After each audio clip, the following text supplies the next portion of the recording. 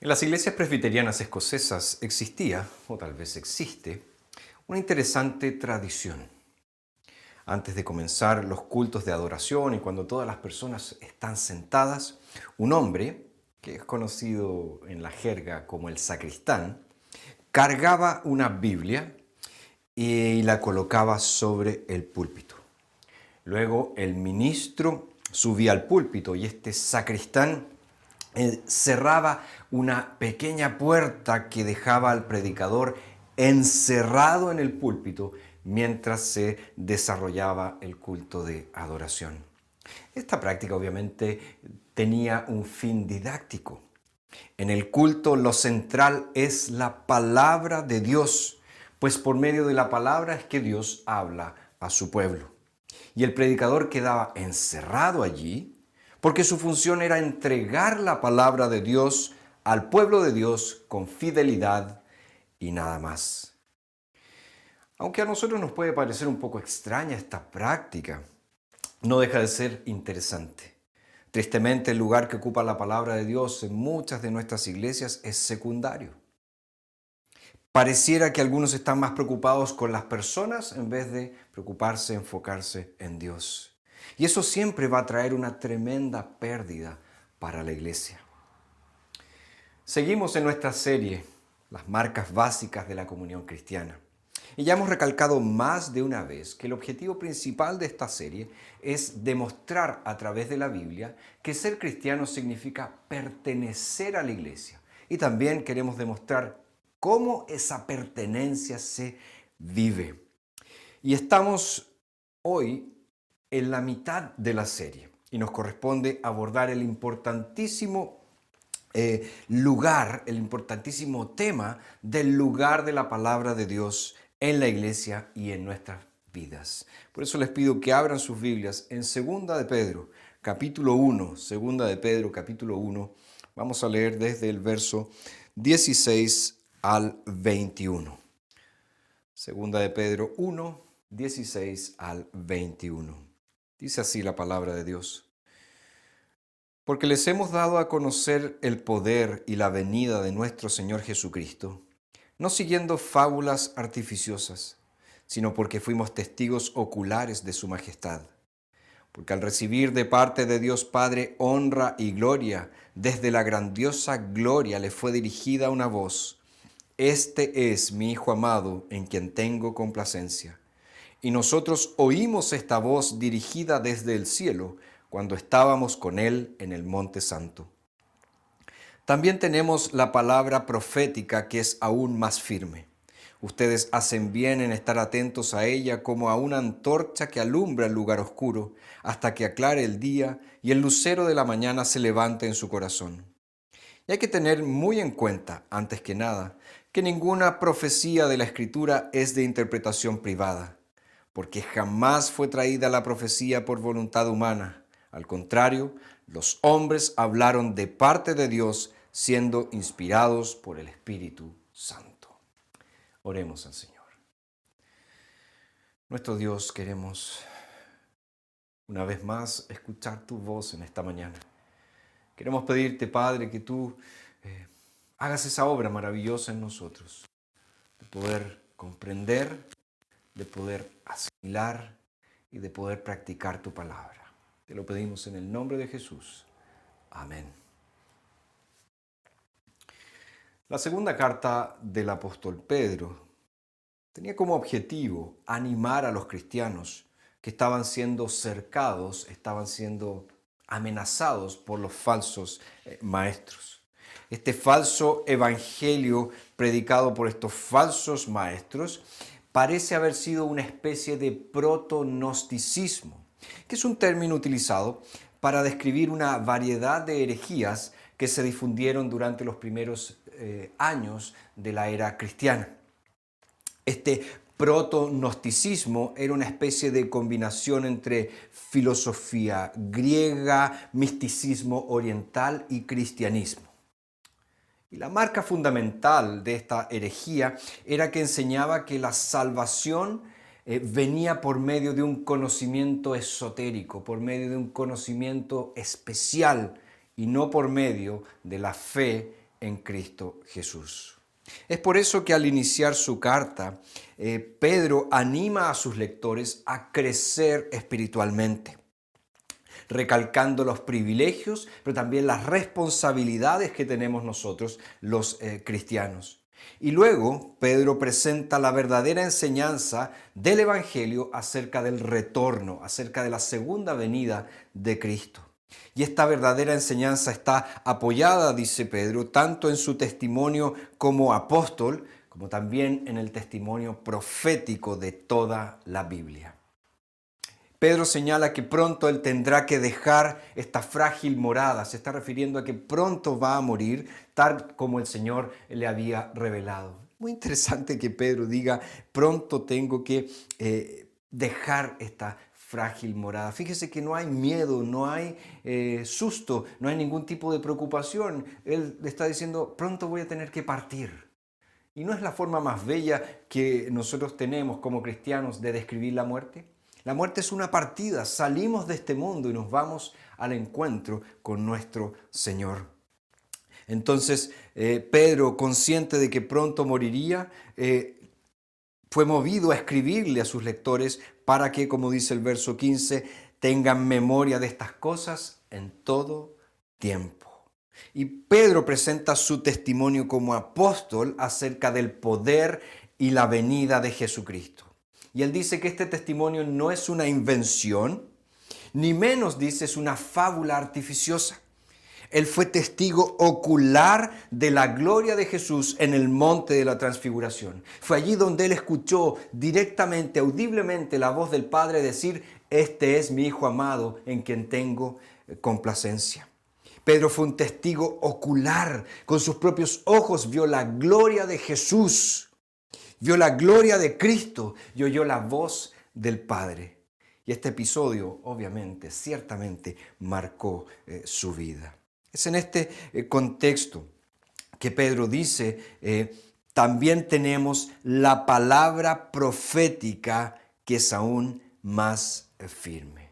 Obviamente aquí Pedro se está refiriendo a las Escrituras, a la Biblia, y él dice que es más firme y segura.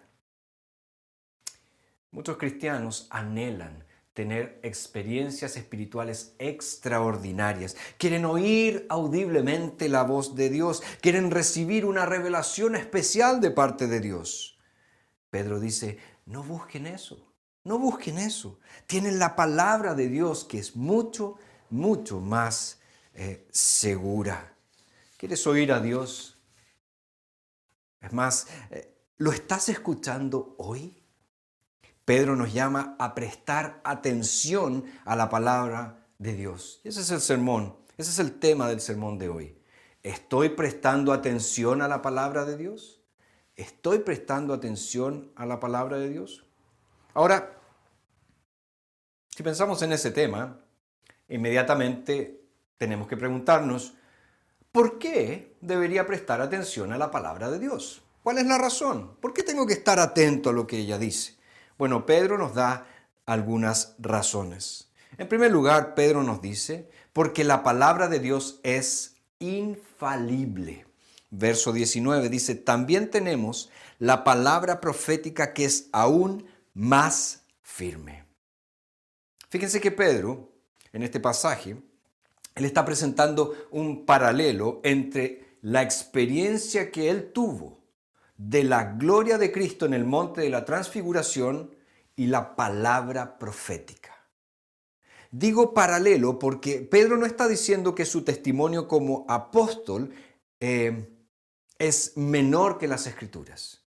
El testimonio apostólico del Nuevo Testamento se suma al testimonio profético del Antiguo Testamento y ambos presentan un testimonio acorde, unísono. Por eso nosotros encontramos, por ejemplo, en Efesios 2, que Pablo nos dice que la iglesia está construida sobre la doctrina de los apóstoles y profetas. Ambos testimonios, el testimonio apostólico con el testimonio profético, unidos, dan un testimonio unísono acerca de Dios y de Cristo.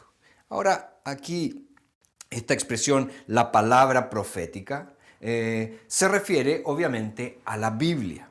a la palabra de Dios. Y es probable que Pedro esté pensando en todo el Antiguo Testamento como la palabra profética, pero en especial él está pensando en aquellos textos del Antiguo Testamento que hablan acerca del regreso de Cristo para juzgar y salvar. Y esto queda claro cuando él dice que el lucero de la mañana se levante en su corazón. Este es un texto del Pentateuco que es conocidamente un texto mesiánico que se encuentra en Números 24:17 y nosotros también tenemos alusiones a él en el libro de Apocalipsis. En otras palabras, Pedro no está comparando una evidencia con la otra como si una pudiera ser más convincente que la otra, sino que simplemente agrega una evidencia a la otra. Está la evidencia profética, está la evidencia apostólica. Ambos testimonios son definitivos, ambos testimonios son confiables, pero juntos pueden persuadir más firmemente a cualquiera que haya sido tentado a dudar. Pedro señala que la palabra profética es aún más firme. Literalmente, la idea es garantizada. La palabra griega apunta que es más confirmada. Y dos son las posibles interpretaciones de esta expresión. La primera es aquella que nos dice que las Escrituras confirman el testimonio apostólico. Y la segunda es que el testimonio apostólico se cumple y por lo tanto autentica la Escritura. Pareciera ser más preferible esta segunda interpretación. El testimonio apostólico viene a autenticar el contenido de la Escritura. ¿Por qué? Porque el Nuevo Testamento es la época del cumplimiento. Y el punto de Pedro es que la revelación de Dios en su palabra escrita es aún más completa, es más extensa, es más duradera, ya que nosotros vivimos en la era del cumplimiento y no en la era de las sombras. Pedro dice, además, que la palabra profética es una antorcha que alumbra en el lugar oscuro. Al igual que el apóstol Pablo en su segunda carta a los Corintios, capítulo 4, aquí parece ser que Pedro se basa en el lenguaje utilizado por el apóstol Juan. Y él dice que la palabra de Dios brilla en las tinieblas. Fíjese que Cristo, nos dice Juan en su evangelio, es la luz que resplandece en las tinieblas. Es la luz verdadera que alumbra a todo hombre. Entonces aquí vemos también una maravillosa unidad con la revelación del Antiguo Testamento. Ya el profeta Isaías, en el capítulo 60, dice, levántate, resplandece, porque ha llegado tu luz y la gloria del Señor ha resplandecido sobre ti. Saber que la luz de la plenitud de la revelación de Dios ha llegado en Cristo nos recuerda cuán urgentemente necesitamos prestar atención a lo que Dios nos dice en su palabra. El autor de la carta a los Hebreos también es muy claro en esto. Nos dice que Dios en otras épocas habló a los padres por medio de los profetas, pero en estos postreros días nos ha hablado por el Hijo. Y nosotros debemos oír atentamente la palabra de Dios. Por lo tanto, la palabra profética es la Biblia. No hay diferencia entre la palabra escrita y la palabra profética hablada. Debido a que la palabra de Dios ha sido confirmada, debe ser oída y recibida por todos nosotros. Todos los profetas del Antiguo Testamento, desde Moisés hasta Malaquías, hablan con una sola voz, que es la voz de Dios. La palabra profética de las Escrituras en el Antiguo Testamento es absolutamente digna de toda confianza. Por eso nos dice Pedro, harás bien en prestarle atención, en estar atento a lo que ella señala. Una y otra vez el Antiguo Testamento habla acerca de Dios viniendo en juicio. Y en muchas ocasiones también queda claro que ese juicio será ejercido por el Mesías, el Hijo de David, el ungido, el Rey prometido. Él llevará a cabo ese juicio. Y aunque el Mesías, nosotros sabemos, ya vino, es evidente que Él aún no ha regresado en gloria trayendo el juicio a las naciones. Por lo que esta amplia profecía debe ser atendida por todos los cristianos, porque esta profecía nos habla de la segunda venida de Jesucristo. La palabra de Dios se va a cumplir. Ella es infalible, ella no engaña, ella jamás nos lleva al error. ¿Por qué entonces tengo que prestar atención a la palabra de Dios? Porque la palabra de Dios es infalible. En segundo lugar, porque la palabra de Dios no es creación humana. Porque la palabra de Dios no es creación humana. Fíjense que en el verso 20 dice, y hay que tener muy en cuenta, antes que nada, que ninguna profecía de la Escritura es de interpretación privada.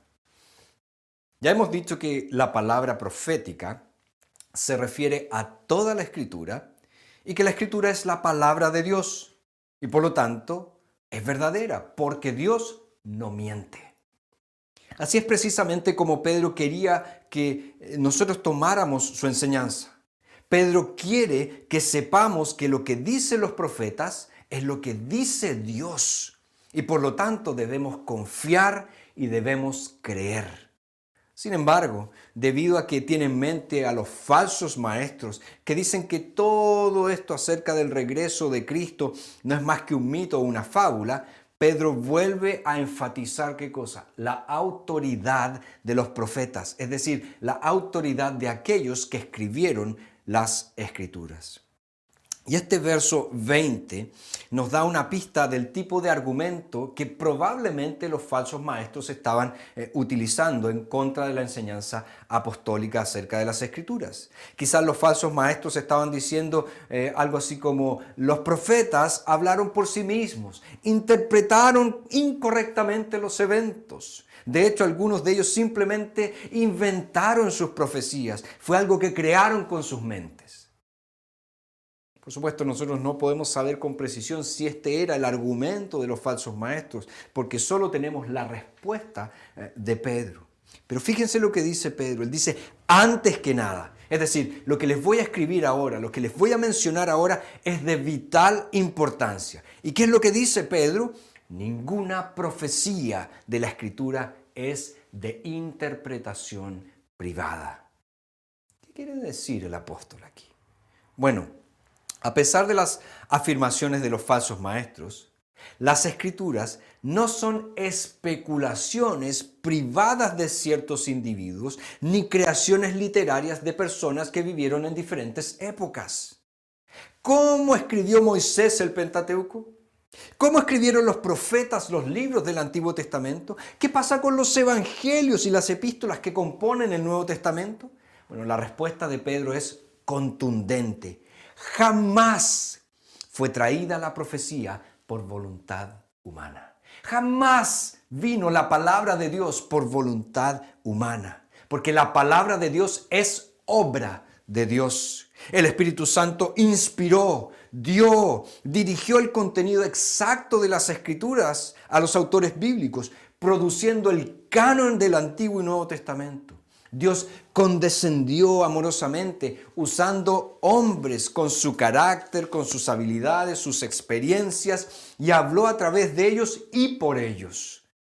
Y al hacerlo, se reveló a nosotros de manera perfecta y precisa para que le podamos conocer. Y el resultado es la palabra plena, autorizada, suficiente, infalible e inerrante de Dios. La palabra de Dios no tiene su origen en la tierra. Viene de Dios, no es del hombre. John Wesley dijo que la Biblia solo podía tener tres orígenes: ángeles y hombres buenos, demonios y hombres malvados, o Dios. Y él dice que no pudo haber sido escrita por ángeles y hombres buenos porque se registra repetidamente frases tales como así dice el Señor. No pudo haber sido escrita por demonios y hombres malos porque su contenido exalta la santidad y reprende el pecado. Entonces, dice Wesley, solo nos queda una opción. La Biblia fue idea de Dios. La Biblia es palabra de Dios. ¿Por qué? ¿Por qué tengo que prestar atención a la Biblia? Porque la Biblia es infalible, porque la Biblia no tiene origen humano. Y en tercer lugar, porque la palabra de Dios es de origen divina. Porque la palabra de Dios es de origen divina. Verso 21 dice, porque jamás fue traída la profecía por voluntad humana. Al contrario, los hombres hablaron de parte de Dios, siendo inspirados por el Espíritu Santo. La palabra de Dios fue inspirada por Dios. Es el soplo de Dios, no el resultado de pensamientos humanos. Los hombres fueron instrumentos que Dios usó para escribir profecías, pero no fueron los originadores de dichas profecías. Fue el Espíritu Santo quien inspiró infaliblemente a los hombres que registraron la revelación. Y Pedro nos dice que los hombres hablaron mientras eran guiados por el Espíritu Santo. El énfasis de esta oración recae firmemente en la palabra hombres. Fíjense, dice, los hombres hablaron de parte de Dios siendo guiados por el Espíritu Santo. Estos hombres hablaron de parte de Dios, pero hablaron como hombres guiados por el Espíritu Santo. Ambos puntos son importantes. Hombres hablaron de parte de Dios. El profeta era el portavoz de Dios. El profeta había tenido una audiencia con Dios. La misma palabra profeta significa uno que habla. Y estos hombres fueron llevados entonces a tener una audiencia con Dios, se les contaron los secretos de Dios, se les comunicó el mensaje de Dios y ellos contaron el secreto de Dios, comunicaron el mensaje de Dios a los hombres como portavoces de Dios. Hay una ilustración bíblica muy interesante de esto. ¿Recuerdan cuando Moisés fue llamado por Dios para ir a Egipto y hablar con Faraón? Moisés, él protesta en un determinado momento, Señor, yo no soy elocuente, yo no sé hablar. ¿Qué le dijo Dios, entre otras cosas? Bueno, en este caso, a Aarón, tu hermano, va a ser tu profeta.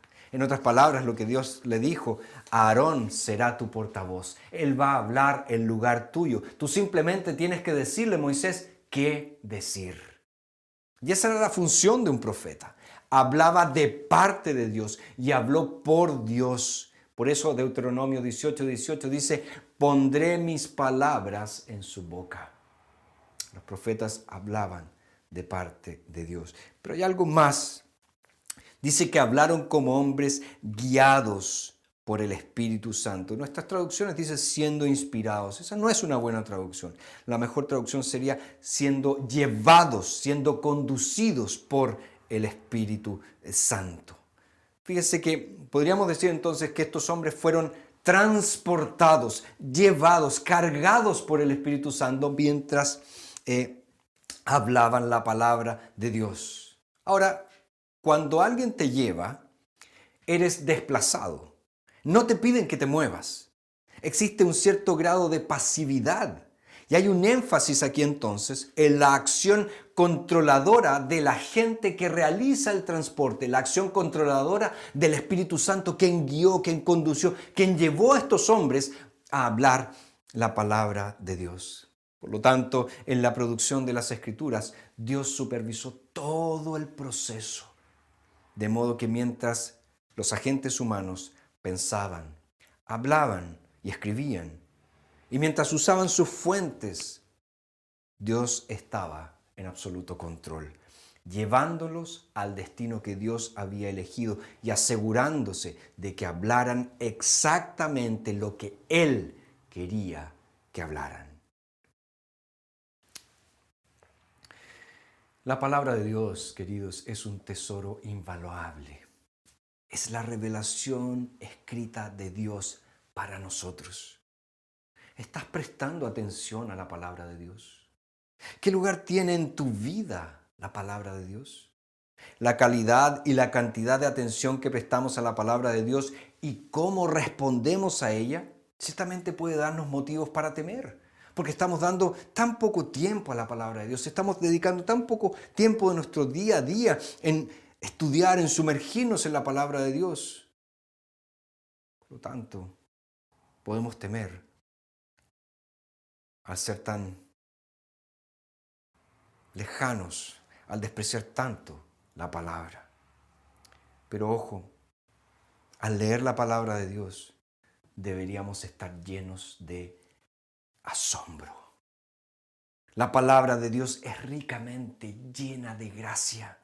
Nuestro Señor no solamente expone e ilumina en ella nuestro pecado y el juicio que merecemos, sino que también nos revela las riquezas de su gracia, nos acoge con el ofrecimiento gratuito del perdón, la reconciliación y la nueva vida en Cristo. Dios nos da a su Hijo, la palabra, en quien, como dice Colosenses, están escondidos todos los tesoros de la sabiduría y del conocimiento. Y es por eso que el salmista, él escribe, cuán dulces son a mi paladar tus palabras, más que la miel en mi boca. Por eso amo tus mandamientos más que el oro puro. Por eso he guardado todas tus ordenanzas. Aborrezco todo camino de mentira. Maravillosos son tus testimonios, por eso los guarda mi alma. La exposición de tu palabra alumbra, hace entender a los ingenuos. Mi boca abrí y suspiré, porque anhelaba tus mandamientos. Vuélvete a mí y ten misericordia de mí, como acostumbras con los que aman tu nombre. La palabra de Dios produce eso en tu vida. Produce admiración, produce asombro, produce deleite. Nunca olvides, la palabra de Dios es la que nos muestra a Cristo, la que nos señala a Cristo. Estoy prestando atención al Cristo que se revela en la palabra. Dios quiera que así sea. Oremos. Señor nuestro Dios, gracias una vez más por tu palabra maravillosa. Y gracias también, Señor, por tener en ella un testimonio firme, seguro de tu voluntad.